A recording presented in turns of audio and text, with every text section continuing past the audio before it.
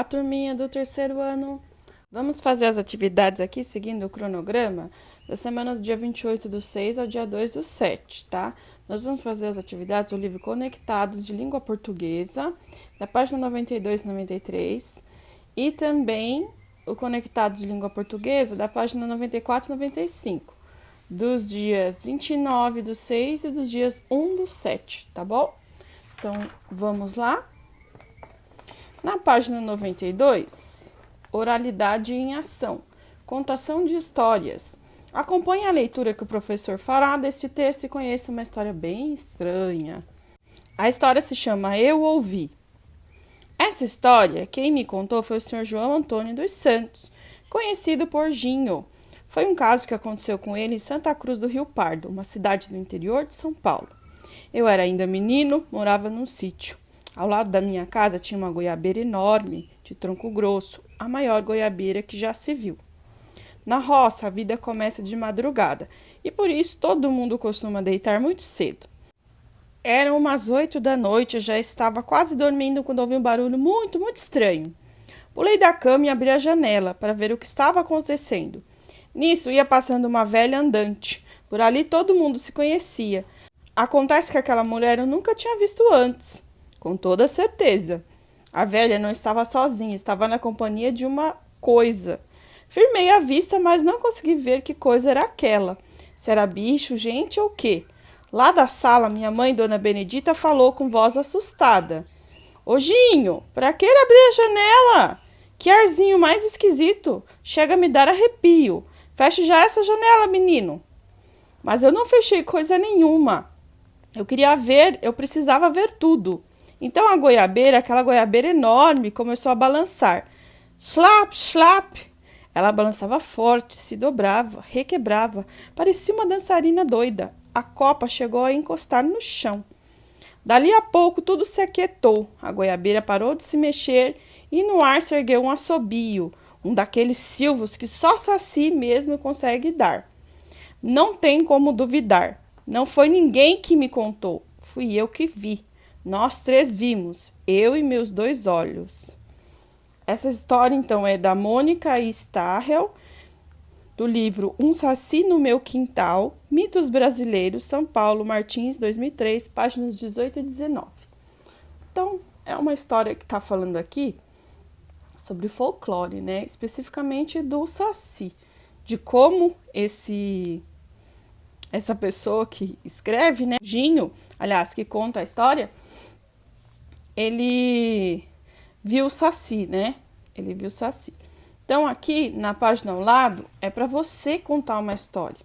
Na sala, os alunos fizeram isso. A gente sentou, quem quis contar a sua história levantou a mão e todo mundo participou oralmente, tá bom? Então, se você quiser gravar um vídeo contando a sua história, fica à vontade, tá?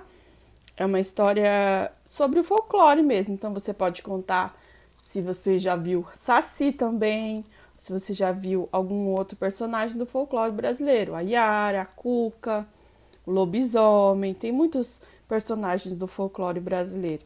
Ou mesmo se já aconteceu alguma coisa assustadora ou estranha, como na história com esse menino, com você, tá bom?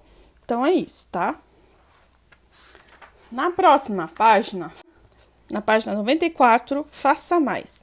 Atividades de revisão. Veja nesse texto como uma história vai sendo contada e acaba ficando na memória das pessoas. Então, é um poema, tá? Se chama Lenga Lenga. História que o papagaio contou entrou no ouvido direito e saiu pelo ouvido esquerdo. Entrou na boca do sapo, saiu na perna do pato. Escondeu quase um mês, mas saiu outra vez. E por um tempo sorveteu. Mas o papagaio contou de novo e saiu na boca do povo. Ninguém jamais esqueceu. Então, esse poema é do Elias José, está no livro O Cavalo Alado e Outros Poemas, Rio de Janeiro, né? 2004, página 49. Na questão 1, de acordo com o texto lido, complete as frases com as palavras do quadro. Então, as palavras do quadro são essas aqui, ó. Novo, estrofes, versos, pato, mês, rimas e poema. Então, na letra A, lenga-lenga é um quê? Um poema, né, gente? A prof falou no início, quando começou a ler, é um poema. Então, você vai preencher com essa palavrinha aqui nesse espacinho. Na B, tem um 11 e 3. 11, ele tem 11, o quê? 11 versos. Só você contar aqui, ó. Cada linha do poema é um verso. Então, 1, 2, 3, 4, 5, 6, 7, 8, 9, 10, 11 versos, tá? Então, a palavrinha que você vai preencher na letra B, versos. E 3 o quê? 3 estrofes o poema tem. Então, tem 1, 2, 3 estrofes. Cada conjuntinho de versos aqui é uma estrofe. Então, tem 3. Então, você vai colocar estrofe aqui, ó. A palavrinha estrofes aqui, ó. Então, versos, estrofes. Na letra C, apresenta algumas o que ele apresenta? Aí, você também vai ver aqui, ó. Tá falando sobre poema, então ele apresenta algumas rimas, tá? Todo poema tem rimas. Como povo com, aí você vai achar o que rima com povo aqui no texto, ó. Que está aqui no quadro, ó. Então, tem povo, ele rima com o quê? Tá aqui, ó. Novo, então, povo novo. Sapo com, sapo rima com pato, que tá aqui também, ó. Pato. Então, sapo rima com pato, você colocar pato aqui. Vez com, vez rima com o quê? Com mês, né? Vez, mês. Então, todas as palavras estão aqui no quadro e você vai preencher, tá? Assim como a Pro falou. Na próxima página, página 95, questão 2. Complete o diagrama com as sílabas que compõem palavras do poema Lenga-Lenga. Então, aqui, ó, tá na primeira linha do poema, esse daqui, ó. É o animalzinho, inclusive, que tá aqui na ilustração, ó. Então, papagaio, tá? Papagaio. Uma vogal fica aqui nessa sílaba e a outra vogal eu separo, tá? Aqui, por exemplo, é o quê? Também são palavras que estão lá no texto. Povo, tá? Então, todas aqui são palavras que estão no texto. Aqui vai ser ouvido, direito, pato. Aí achem aqui as outras palavras, tá? Todas as palavras aqui, elas estão aqui no poema, tá? Você encontra no poema do Lenga-Lenga, tá bom? Então, só prestar atenção lá no poema e aqui nas sílabas que estão faltando do quadro para você preencher no diagrama. Pinte a sílaba tônica dessas palavras. Então, a sílaba tônica é a sílaba mais forte de cada palavra, tá?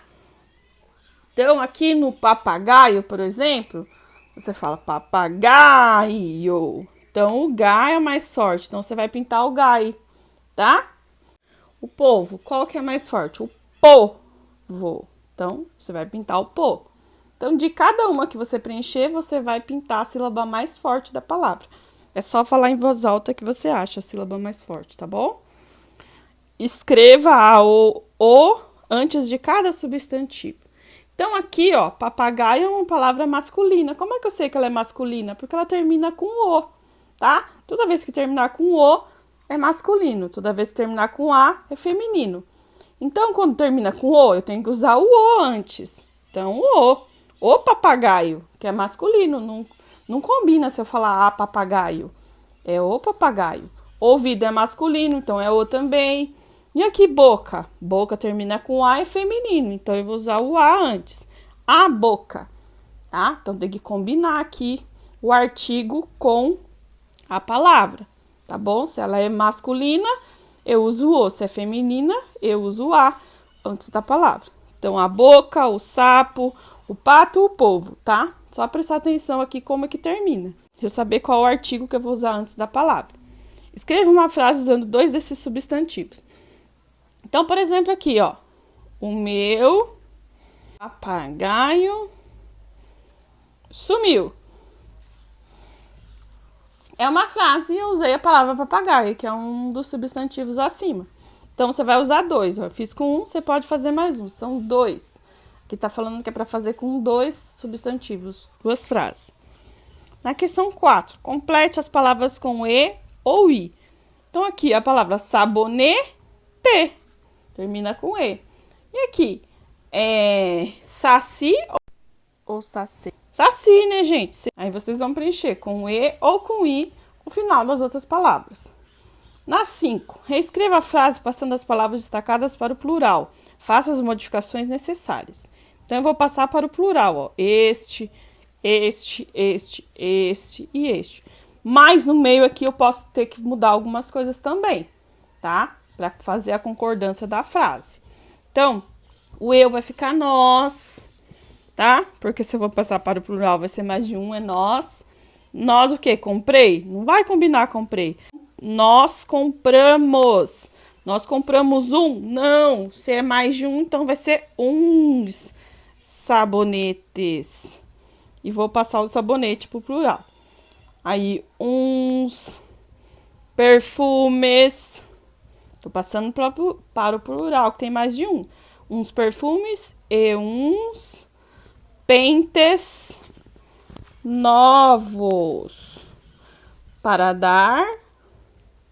Agora eu copio o resto, agora não muda mais. Para dar de presente ao meu. Agora aqui vai mudar. Vou passar para o plural irmão, vai ficar irmãos, tá? Tem que pôr o S no final, irmãos. Então, nós compramos uns sabonetes, uns perfumes e uns pente. Ih, escrevi pente errado. Então, arruma. E uns pentes novos para dar de presente aos meus irmãos, tá? Ah, e esqueci de arrumar aqui também, ó. Meus irmãos. Também muda porque é plural, né? Então, vai ficar meus irmãos. Então, só concordar a frase toda para o plural, tá bom? E de língua portuguesa, então, é isso. Tchauzinho, até a próxima!